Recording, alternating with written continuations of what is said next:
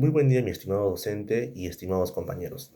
Imaginemos por un instante que el Poder Ejecutivo pudiera crear leyes sin un control claro, incluso pasando por encima de la Constitución. ¿Seguiríamos hablando de un Estado constitucional de derecho? Esa es la gran pregunta que surge al analizar el decreto legislativo número 1605, una norma que ha sido duramente cuestionada por supuestamente invadir competencias del Congreso. En esta oportunidad, yo y mis compañeros vamos a exponer sobre la supuesta inconstitucionalidad de este decreto, pero desde una vista más profunda. Hablaremos sobre la vista de cuatro grandes filósofos: Hans Kelsen, Louis Ferrajoli, Hart y Alf Rost. Abordaremos la inconstitucionalidad del decreto legislativo número 1605 a través de los lentes del positivismo jurídico. Esta corriente central en la filosofía a través del derecho ha evolucionado en variantes como el positivismo excluyente, el incluyente, crítico y el realismo jurídico. Stanley Poulson destaca que la distinción fundamental entre el positivismo jurídico naturalizado y el no naturalizado sublanaron la separación entre el derecho y moral. Esta pureza normativa es clave para nuestro análisis. Por otro lado, Atienza y Ruiz Manero critican que el positivismo ha agotado su ciclo histórico al no reconocer el derecho como una práctica social compleja en el Estado constitucional moderno. Esta crítica no permite que una perspectiva dinámica, equilibrado, la rigidez formal con la dimensión valorativa.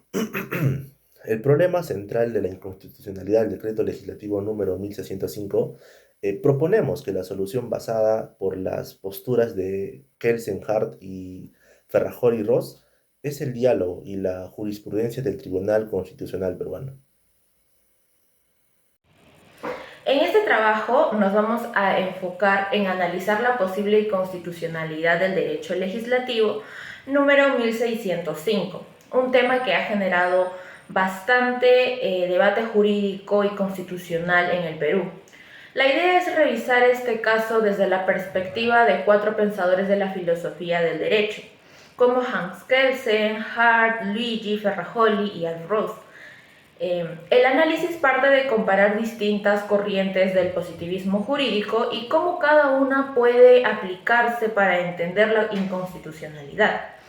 Por ejemplo, se revisa el positivismo más cerrado de Kelsen, el positivismo incluyente de Hart, la visión crítica de Ferrajoli y el realismo jurídico de Ross.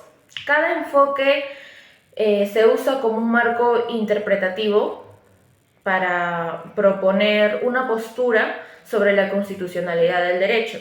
Además, el estudio se basa en fuentes académicas reconocidas como Paulson, Atienza y Ruiz Manero, Ferrajoli y Bulgin, y también considera la jurisprudencia reciente del Tribunal Constitucional peruano para entender mejor la importancia del problema en el contexto actual del país. Buenas tardes, doctor y compañeros. En esta oportunidad, mi grupo y yo hemos realizado un informe sobre inconstitucionalidad usando la perspectiva de Kelsen, Ferrajoli, Hart y Ross. Bien, en especial a mí me ha tocado exponer un resumen sobre la estructura del trabajo sobre el decreto legislativo 1605, un resumen claro, preciso, para exponer esto. Bien, este trabajo está dividido en cuatro secciones principales, lo cual es la introducción, el desarrollo teórico, las propuestas de solución y las conclusiones y recomendaciones. Bien, en introducción se presenta el marco teórico que guiará el análisis sobre la posible inconstitucionalidad del decreto número 1605. Aquí se repasan las principales corrientes del positivismo jurídico como base para la interpretación del caso. El desarrollo teórico. Se analizan las teorías de cuatro importantes autores del positivismo. Hans Kelsen y su positivismo excluyente, que separa claramente derecho y moral. Hart con su positivismo incluyente, que permite ciertos elementos morales en el derecho. Ferrajoli, con su enfoque garantista del positivismo crítico centrado en los derechos fundamentales. Half Ross, desde el realismo jurídico enfocado en la aplicación práctica del derecho y la conducta de los jueces. Como propuestas de solución, se examina cómo cada corriente puede interpretar el caso de inconstitucionalidad y se formula una propuesta jurídica que considere tanto los fundamentos teóricos como la jurisprudencia del Tribunal Constitucional peruano. Como conclusiones y recomendaciones se sintetizan los hallazgos y se proponen medidas para fortalecer el control de constitucionalidad en el Perú con el fin de prevenir futuras normas inconstitucionales. Gracias, otro. Hola, hoy hablaré sobre Hans Kelsen y su teoría del positivismo jurídico excluyente. Kelsen fue un jurista austriaco que desarrolló la conocida teoría pura del derecho, cuyo objetivo principal era separar completamente el derecho de la moral, la política o cualquier otra disciplina.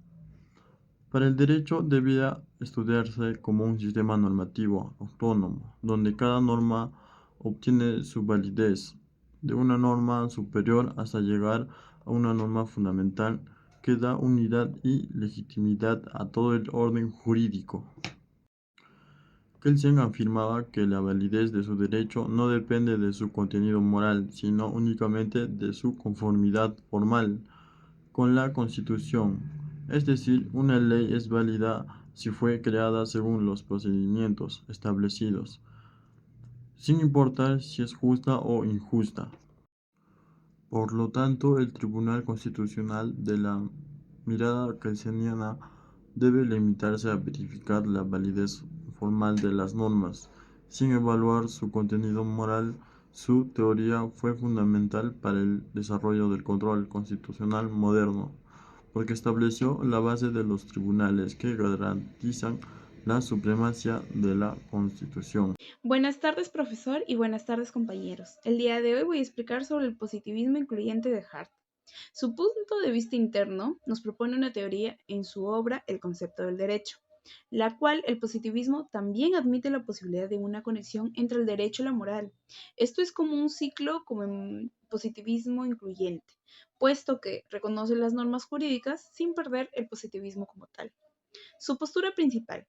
Hart, a diferencia de Kelsen, desarrolla un enfoque más flexible y menos formalista del positivismo jurídico, puesto que su propuesta de solución es que debe evaluarse el contenido para su validez formal, y si éste llega a afectar a los principios fundamentales o a derechos constitucionales como la justicia y la equidad, debe ser declarado inconstitucional.